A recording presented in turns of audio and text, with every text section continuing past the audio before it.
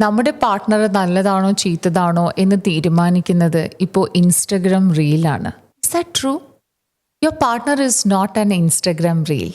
ഈ ദിവസങ്ങളിൽ കൗൺസിലിംഗ് ചെയ്യുമ്പോൾ അന്ന് പറയുന്നത് എൻ്റെ പാർട്ട്ണർ നാർസിസ്റ്റിക് ആണ്, he's emotionally unavailable, she's love bombing, red flag ആണ്, എത്രയും പെട്ടെന്ന് വിടേണ്ട ഒരു അവസ്ഥയാണ്. Just pause for a second. നമ്മൾ ട്രൂലി ഒരു റിലേഷൻഷിപ്പിലാണോ അതോ ട്രെൻഡിങ് വാക്കുകൾ കണ്ടുപിടിച്ച് നമ്മളെ പാർട്ട്ണറെ കുറ്റപ്പെടുത്തുന്ന ഒരു ഡിജിറ്റൽ കോർട്ട് റൂമിലാണോ നിൽക്കുന്നത്? കോണ്ടെക്സ്റ്റ് ഇല്ലാതെ കണ്ടന്റ് മാത്രം കാണുമ്പോൾ നമ്മൾ മുന്നിലിരിക്കുന്ന നമ്മുടെ പാർട്ട്ണറെ സത്യസന്ധമായി മനസ്സിലാക്കാതെ പോകുന്നൊരവസ്ഥയുണ്ട്. Instead we start diagnosing them based on 1 minute അല്ലെങ്കിൽ 30 seconds റീൽ. സൈക്കോളജിയിൽ ഇതിന് പറയുന്നൊരു പേരുണ്ട്, confirmation bias. Once you believe something might be wrong, you will start seeing evidence everywhere, even when it is not there.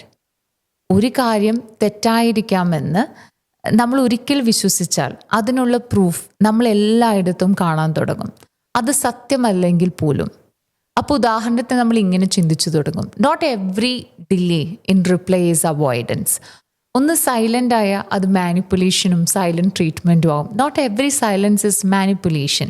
ഒരു professional എന്ന നിലയിൽ എനിക്ക് പറയാനുള്ളത്, 2023 ഒരു ജേർണൽ സ്റ്റഡി പ്രകാരം റിലേഷൻഷിപ്പ് കണ്ടന്റ് ഓവർ കൺസ്യൂം ചെയ്യുന്ന ആളുകളിൽ ചില ചേഞ്ചസ് കാണാനിടയായി. ഒന്ന്, less empathy in real life. Real ലൈഫിൽ ഒരു കരുണയില്ലാത്ത അല്ലെങ്കിൽ എംപതി ഇല്ലാത്തവരായി മാറുന്നൊരവസ്ഥ. Second, more unrealistic expectations.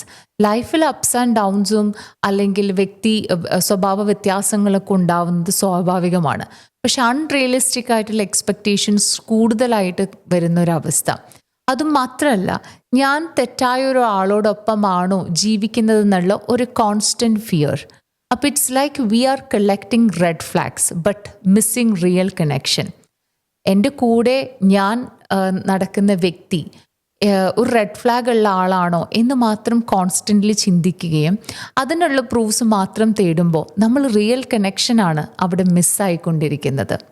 Instagram is for awareness, not for diagnosis. Instagram ഒത്തിരി വാല്യുബിളായിട്ട് നമ്മളൊരു സ്റ്റഡി മെറ്റീരിയൽ ആക്കേണ്ട ഒരു കാര്യമാണ്.